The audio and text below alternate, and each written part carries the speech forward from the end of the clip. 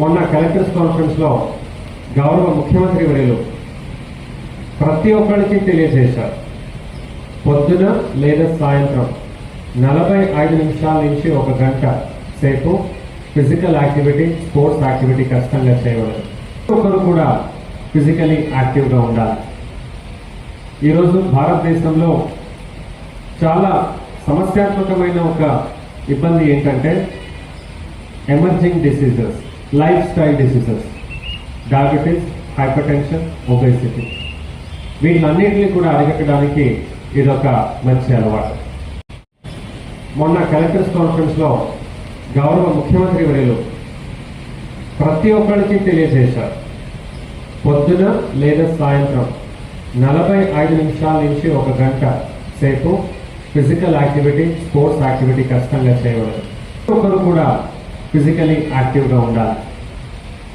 ఈరోజు భారతదేశంలో చాలా సమస్యాత్మకమైన ఒక ఇబ్బంది ఏంటంటే emerging diseases, life style diseases, diabetes, hyper tension, obesity.